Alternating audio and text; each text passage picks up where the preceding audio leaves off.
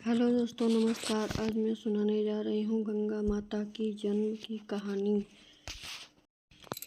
गंगा माता का जन्म वैशाख शुक्ल सप्तमी तिथि के दिन मनाया जाता है। इस बार यह तिथि आज के दिन 18 मई को थी।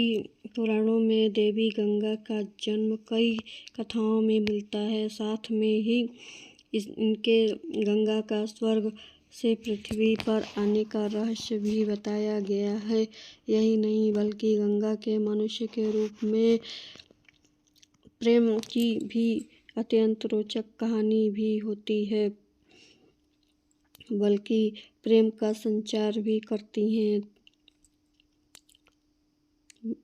वामन पुराण के अनुसार जब भगवान विष्णु ने वामन रूप में अपने एक पैर आकाश की ओर उठाया तो वह ब्रह्मा जी ने भगवान के विष्णु के चरण धोकर जल को अपने कमंडल में भर लिया और इस जल को तेजी से ब्रह्मण जी के कमंडल में गंगा जी का जन्म हुआ। ब्रह्मा जी ने गंगा हिमालय को सौंप दिया। इसी तरह देवी पार्वती और गंगा दोनों बहन हुई थी।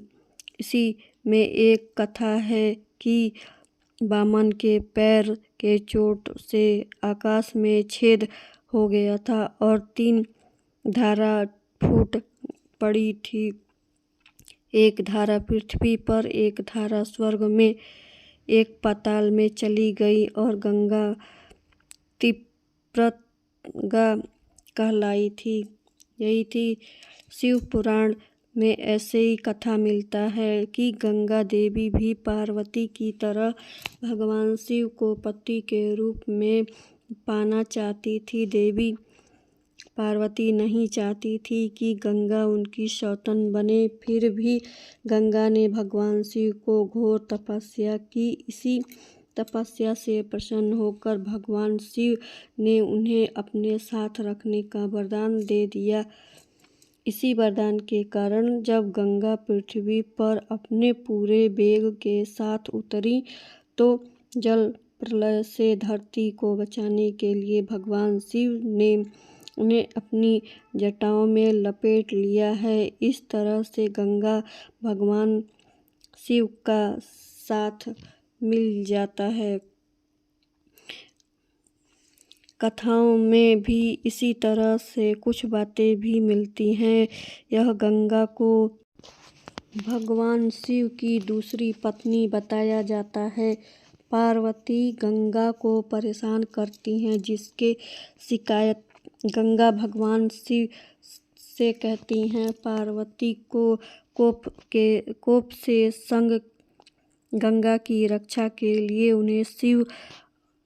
उन्हें जटाओं में छुपा लिया था। गंगा के जन्म और नदी के रूप में प्रकट होने की जिस तरह अनेकों कहानियाँ होती हैं, उसी प्रकार से मानव के रूप में प्रेम की कई कथाएं होती हैं।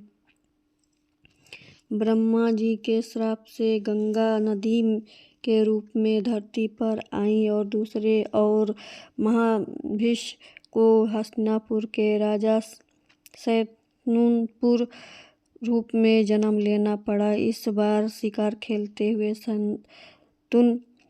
शैतुन के पास आई। दोनों प्रेम हो गया। शैतुन और गंगा की गांठ संतान हुई, जिनमें 7 को गंगा ने अपने हाथों से जल समाधि दे दी और 8वीं संतान के रूप में देवव्रत भीम का जन्म हुआ। लेकिन देवव्रत को गंगा जल समाधि नहीं दे पाई। कहते हैं कि गंगा को 8 संतान वसु थे, जिन्हें शाप मुक्त करने के लिए गंगा उन्हें जल समाधि दे रही थी, लेकिन 8वें संतान के शाप मुक्त कराने के लिए गंगा सफल रही।